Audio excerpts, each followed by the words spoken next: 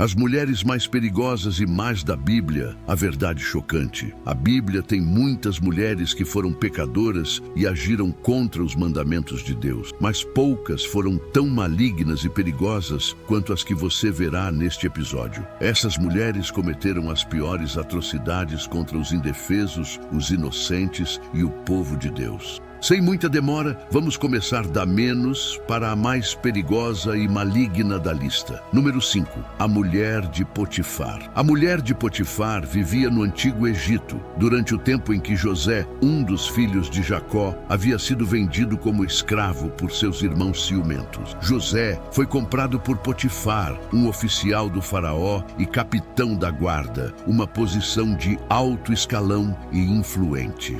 Potifar confiou a José a administração de sua casa, reconhecendo suas habilidades administrativas e o favor de Deus sobre ele. A mulher de Potifar é famosa por sua tentativa de seduzir José. A Bíblia a descreve como uma mulher que, movida pela luxúria e talvez pelo tédio ou desejo de controle, persistentemente tentou persuadir José a dormir com ela. Isso está detalhado em Gênesis 39, versículos 7 a 10, da seguinte forma: E depois de algum tempo, a mulher de seu senhor pôs os olhos em José e disse: Deita-te comigo. Mas ele recusou e disse à mulher de seu senhor: Veja, por minha causa, meu senhor não se preocupa com nada na casa, e ele colocou tudo o que tem sob meu cuidado. Ele não é maior nesta casa do que eu, nem me escondeu nada, exceto você, porque você é sua esposa. Como então posso fazer este grande mal e pecar contra Deus? E enquanto ela falava a José, dia após dia, ele não a ouvia para deitar-se ao lado dela ou estar com ela. Quando José consistentemente recusou suas investidas, respeitando tanto Potifar quanto Deus, a mulher de Potifar recorreu ao engano. Um dia, quando a casa estava vazia de outros servos, ela agarrou José pela roupa e exigiu que ele deitasse com ela. José fugiu, deixando sua roupa na mão dela. Em sua raiva e humilhação, ela falsamente acusou José de tentar agredi-la sexualmente, usando a roupa como suposta prova de sua culpa. Gênesis 39, versículos 11 a 18. José foi a principal vítima da traição da mulher de Potifar. Sua falsa acusação levou Potifar a prender José, apesar de sua inocência. Gênesis 39, versículos 19 e 20, afirma: Assim que seu senhor ouviu as palavras que sua esposa lhe disse, foi assim que seu servo me tratou, sua ira se acendeu.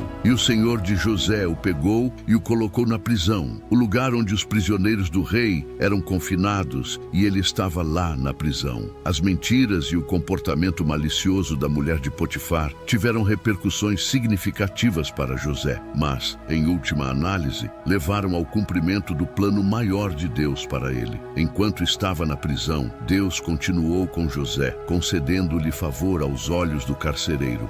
As habilidades administrativas e a integridade de José levaram à sua ascensão dentro das fileiras da prisão. Gênesis 39, versículos 21 a 23. Mas o Senhor estava com José e mostrou-lhe amor constante e deu-lhe favor aos olhos do carcereiro. E o carcereiro colocou José no comando de todos os prisioneiros que estavam na prisão. Tudo o que era feito lá, ele fazia. O carcereiro não prestava atenção a nada que estava sob o comando de José, porque o Senhor estava com ele. E tudo o que ele fazia, o Senhor fazia prosperar. O tempo de José na prisão tornou-se um momento crítico em sua vida. Ele eventualmente interpretou os sonhos do copeiro-chefe e do padeiro-chefe do faraó, o que mais tarde levou à sua interpretação dos sonhos do faraó. Isso resultou em sua ascensão ao poder como o segundo homem mais poderoso do Egito, supervisionando os preparativos da terra para a fome iminente. Gênesis 41.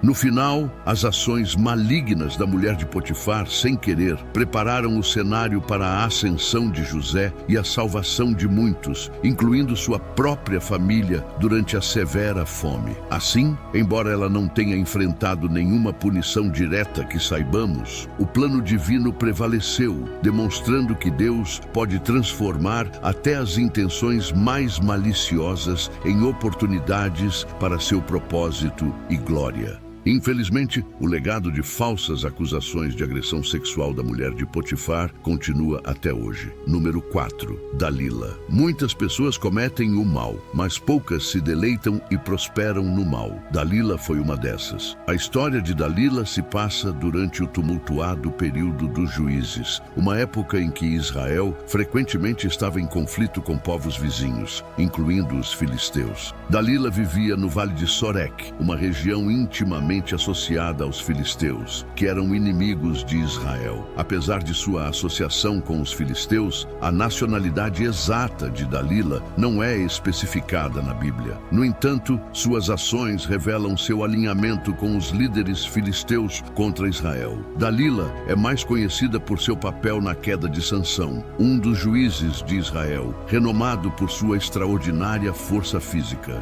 Os governantes filisteus, desesperados para subjugar Sansão, viram Dalila como sua oportunidade. Eles a subornaram com uma quantidade significativa de prata para descobrir o segredo da força de Sansão. Juízes 16, versículo 5. Dalila, movida pela ganância, concordou com o plano. Dalila persistentemente importunou e manipulou Sansão, tentando persuadi-lo a revelar o segredo de sua força. Apesar de várias respostas falsas, sua persistência eventualmente o desgastou. Juízes 16, versículos 16 a 17, descreve essa perseguição implacável da seguinte forma: e quando ela o pressionou duramente com suas palavras dia após dia e o instigou, sua alma ficou extremamente angustiada. E ele lhe contou todo o seu coração e disse a ela: uma navalha nunca tocou minha cabeça, pois sou nazireu de Deus desde o ventre de minha mãe. Se minha cabeça for raspada, então minha força me deixará, e eu me tornarei fraco e serei como qualquer outro homem. Depois de descobrir a verdade, Dalila aproveitou-se da vulnerabilidade de Sansão. Ela o embalou para dormir em seu colo e chamou um homem para raspar os 7 cachos de seu cabelo, privando-o assim de sua força dada por Deus. Sansão foi uma vítima trágica da traição de Dalila. Uma vez que seu cabelo foi cortado, ele perdeu sua força. Os filisteus aproveitaram a oportunidade para capturá-lo, arrancar seus olhos e aprisioná-lo em Gaza, onde foi forçado a moer grãos em um moinho de prisão. Juízes 16, versículo 21. Foi uma completa humilhação para um juiz de Israel. Dalila recebeu uma recompensa substancial dos líderes filisteus por sua traição, uma quantia totalizando 1.100 peças de prata de cada líder. Juízes 16, versículo 5. Essa propina indica o alto valor que os filisteus atribuíam à derrota de Sansão. Embora o destino imediato de Dalila após esses eventos não seja detalhado na Bíblia, suas ações tiveram consequências de longo alcance. Durante seu cativeiro, o cabelo de Sansão começou a crescer novamente, simbolizando o retorno de sua força. Em uma celebração filisteia no templo de Dagon, Sansão orou a Deus para que restaurasse sua força uma última vez. Deus atendeu seu pedido, e Sansão puxou as colunas do templo, desmoronando a estrutura e matando muitos filisteus junto com ele. Juízes 16, versículos 28 a 30. Esse ato final de Sansão não apenas vingou seu sofrimento, mas também desferiu um golpe significativo na liderança filisteia. Embora Dalila não seja mencionada novamente, seu papel na história é crucial, destacando temas de traição, engano e as consequências de se alinhar contra o povo escolhido de Deus. A história de Dalila serve como um lembrete severo do poder destrutivo da ganância e da manipulação. Sua traição levou ao sofrimento de Sansão, mas também, em última análise, à queda dos líderes filisteus que procuraram usar sua traição para seu próprio ganho. Infelizmente, Dalila deixou um legado de maldade que muitos ainda seguem hoje. Número 3. Herodias. Esta é uma das histórias mais tristes da Bíblia. Herodias era um membro proeminente da dinastia herodiana, uma família governante na Judéia que frequentemente se casava entre si para consolidar o poder. Ela foi inicialmente casada com Herodes Filipe, seu meio-tio. Mais tarde, ela o deixou para se casar com seu meio-irmão, Herodes Antipas, o tetrarca da Galileia e Pérea.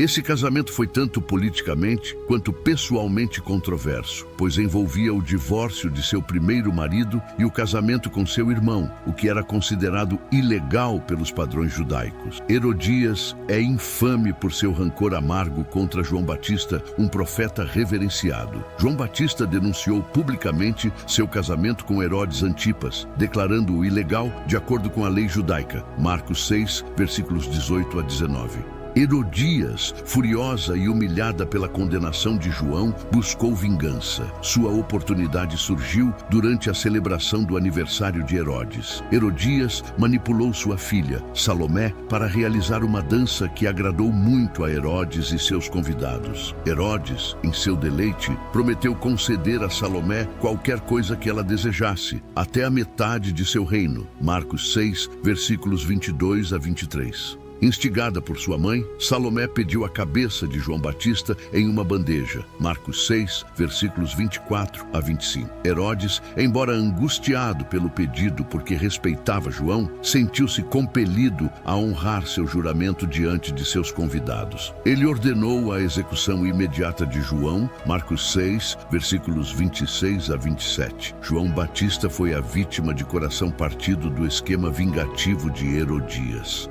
João, conhecido por seu estilo de vida ascético e pela proclamação destemida da verdade de Deus, foi decapitado na prisão. Sua cabeça foi trazida a Salomé em uma bandeja, que então a deu à sua mãe, Herodias. Marcos 6, versículos 27 a 28. Esse ato hediondo silenciou João, mas destacou a natureza implacável da vingança de Herodias. Herodias não enfrentou consequências imediatas por suas ações na narrativa bíblica. No entanto, sua vida estava longe de ser tranquila. Seu marido, Herodes Antipas, eventualmente enfrentou uma queda política. O imperador romano Calígula exilou Herodes Antipas para a Gália, atual França, devido a acusações de conspiração e deslealdade. O exílio marcou o fim do poder político e da influência de Herodes. A Bíblia não detalha o destino de Herodias após o exílio de seu marido. No entanto, suas ações deixaram uma impressão duradoura, como um epítome de traição e vingança.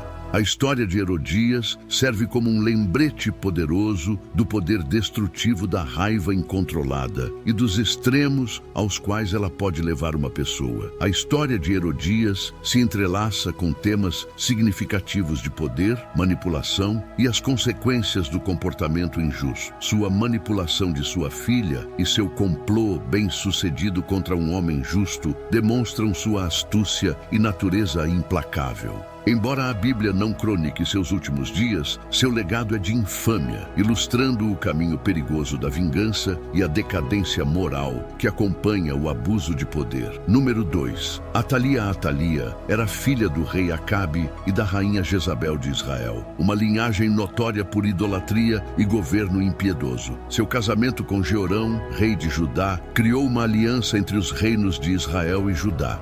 A influência de Atalia foi significativa, especialmente após a morte de seu marido Jeorão e o breve reinado de seu filho Acásias como rei de Judá. Com a morte de Acasias, a sede de poder de Atalia se tornou evidente quando ela tentou garantir sua posição como a figura mais poderosa do reino. A ação mais notória de Atalia foi sua tomada impiedosa do poder após a morte de seu filho Acasias. Para eliminar qualquer ameaça ao seu governo, ela ordenou o massacre de todos os herdeiros reais potenciais. Muitas pessoas foram mortas. Esse purgo horrível visava garantir que ninguém da linhagem real pudesse desafiar sua autoridade. A Bíblia detalha esse ato horripilante em 2 Reis 11, versículos 1 a 3, da seguinte forma: Quando Atalia, a mãe de Acasias, viu que seu filho estava morto, ela se levantou e destruiu toda a família real. Mas Jeozabe, a filha do rei Jorão e irmã de Acasias, tomou Joás, o filho de Acasias, e o escondeu entre os filhos do rei que estavam sendo mortos. Ela o colocou, junto com sua ama, em um quarto. Assim, eles o esconderam de Atalia, para que ele não fosse morto.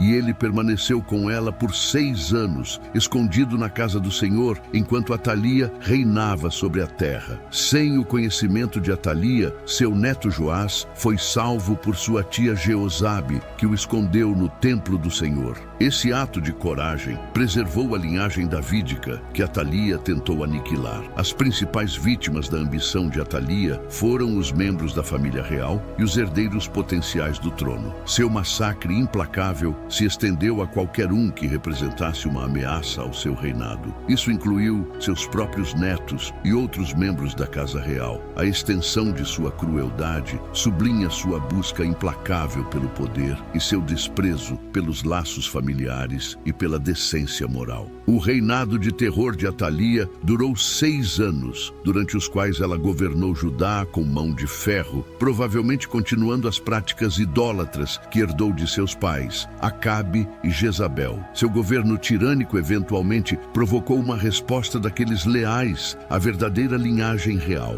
O sumo sacerdote Jeoíada orquestrou um golpe para derrubar Atalia e restaurar a liderança legítima em Judá. Ele planejou e executou cuidadosamente a rebelião com o apoio de líderes militares e guardas do templo. Quando Joás tinha 7 anos, Jeoíada o revelou ao povo como o rei legítimo. O povo de Judá, cansado da tirania de Atalia, se uniu em torno de Joás. Segundo Reis 11, versículos 12 a 16, descreve a dramática reviravolta nos eventos. Então ele trouxe o filho do rei e colocou a coroa sobre ele e deu-lhe o testemunho. E eles proclamaram-no rei e o ungiram, e bateram palmas e disseram: Viva o rei! Quando Atalia ouviu o barulho da guarda e do povo, ela entrou na casa do Senhor ao povo. E quando ela olhou, lá estava o rei em pé ao lado da coluna, de acordo com o costume, e os capitães e os trompetistas ao lado do rei, e todo o povo da terra se alegrou e tocou trombetas. E Atalia rasgou suas vestes e gritou: Traição, traição! Então Jeoíada, o sacerdote, ordenou aos capitães que estavam sobre o exército: Tirem-na entre as fileiras e matem com a espada qualquer um que a seguir. Pois o sacerdote disse: Não a matem na casa do Senhor. Então eles puseram as mãos sobre ela, e ela foi levada pela entrada dos cavalos para a casa do rei, e lá foi morta. Atalia foi executada, encerrando seu reinado brutal. Sua morte marcou o fim da influência de sua família sobre Judá e a restauração da linhagem davídica por meio de Joás. Sua vida e ações servem como um aviso severo contra a influência corruptora do poder e as consequências da ambição descontrolada. Sob a orientação de Jeoíada, o povo de Judá retornou à adoração do Senhor, e Joás começou seu reinado, simbolizando a renovação de uma realeza piedosa em Judá. Número 1. Jezabel. Se você acha que Atalia foi brutal, espere até ouvir sobre Jezabel. Jezabel era filha de Etbaal, rei dos Sidônios, que era tanto monarca quanto sumo sacerdote de Astarote, uma deidade pagã. Seu casamento com Acabe, o rei de Israel, foi uma aliança política que trouxe influência cultural e religiosa significativa para Israel. Jezabel era uma fervorosa adoradora de Baal, uma deidade cananeia, e ativamente promoveu a adoração de Baal e Azerá em todo o Israel, levando a nação a uma profunda idolatria e apostasia. As ações de Jezabel foram marcadas por extrema maldade e um esforço determinado para substituir a adoração de Yahvé pela adoração de Baal. Jezabel promoveu agressivamente a adoração de Baal, erguendo altares e templos dedicados a Baal e a Zerá. Ela influenciou o rei Acabe e o povo de Israel a se afastarem de Yahvé, levando a nação a uma idolatria generalizada. 1 Reis 16, versículos 31 a 33. Suas ações não foram apenas religiosas, mas também políticas, pois ela buscou consolidar o poder, alinhando as práticas religiosas de Israel com as de sua terra natal. Uma das ações mais infames de Jezabel foi orquestrar o assassinato de Nabote, um homem justo que possuía uma vinha que Acabe cobiçava. Quando Nabote se recusou a vender sua vinha, Jezabel arquitetou um plano sinistro para acusar Nabote de blasfêmia e traição. Ela escreveu cartas em nome de Acabe, instruindo os anciãos e nobres da cidade de Nabote a acusá-lo falsamente. Como resultado, Nabote foi apedrejado até a morte e Acabe tomou posse da vinha. 1 Reis 21, versículos 7 a 16. Esse ato demonstrou a implacabilidade de Jezabel e sua disposição de usar engano e assassinato para alcançar seus objetivos. Em seu governo cruel sobre Israel, um homem ousou ficar contra Jezabel e sua família malvada. Seu nome era Elias. Após a dramática vitória de Elias sobre os profetas de Baal, patrocinados por Jezabel no Monte Carmelo, onde ele provou o poder de Yahvé e matou os falsos profetas, Jezabel ficou furiosa. Ela jurou matar Elias em retaliação, forçando-o a fugir para salvar sua vida. 1 Reis 19, versículos 1 a 2. A perseguição implacável de Jezabel a Elias ilustrou seu ódio profundamente enraizado pelos profetas de Yahvé e sua determinação em eliminar qualquer um que se opusesse à sua agenda religiosa. Jezabel ordenou o massacre de muitos profetas de Yahvé, buscando exterminar aqueles que permaneceram fiéis a Deus. Essa perseguição criou um clima de medo e opressão entre os fiéis em Israel. 1 Reis 18, versículo 4. Suas ações levaram ao escondimento de profetas por Obadias, um servo fiel do Senhor, que escondeu 100 profetas em cavernas para protegê-los da ira de Jezabel. O reinado de terror de Jezabel deixou um rastro de vítimas inocentes por toda a terra de Israel. As ações malvadas de Jezabel não ficaram impunes. Sua morte foi predita pelo profeta Elias como um julgamento divino por sua maldade. 1 Reis 21, versículo 23. Elias declarou que os cães devorariam Jezabel junto ao muro de Jezreel. Essa profecia destacou a gravidade de seus crimes e a retribuição divina iminente. Jezabel encontrou seu fim horripilante quando Jeú, um comandante ungido pelo profeta Eliseu para destruir a casa de Acabe, chegou a Jezreel. Jezabel, em um último ato de desafio, adornou-se e zombou de Jeú de uma janela. Jeú ordenou que ela fosse jogada da janela e ela foi pisoteada por cavalos. Seu corpo foi deixado para ser comido por cães, restando apenas seu crânio, pés e mãos, cumprindo assim a profecia de Elias de maneira vívida e horripilante. 2 Reis 9, versículos 30 a 37. O legado de Jezabel é de profunda maldade e idolatria. Seu nome se tornou sinônimo de traição e imoralidade, servindo como uma advertência sobre as consequências de liderar outros para longe de Deus. Sua história é um lembrete severo do poder destrutivo do pecado e da inevitabilidade da justiça divina. Em conclusão, essas mulheres servem como poderosas advertências sobre os perigos da ambição descontrolada, do engano e da idolatria. Cada uma de suas histórias ilustra as graves consequências de se desviar da integridade moral e da fidelidade a Deus. Vamos aprender com suas histórias para buscar a retidão e a fidelidade em nossas vidas. Cultivando a humildade, a integridade e a devoção a Deus, podemos evitar os caminhos destrutivos que essas mulheres seguiram. Suas vidas servem como lembretes severos das consequências de se desviar dos mandamentos de Deus e das virtudes do amor, da justiça e da fé. Em vez disso, esforcemo-nos para viver de uma maneira que honre a Deus, promova a bondade e leve a uma vida de realização e favor divino. Obrigado por assistir. Por favor, inscreva-se e curta este vídeo. Deus os abençoe. Amém.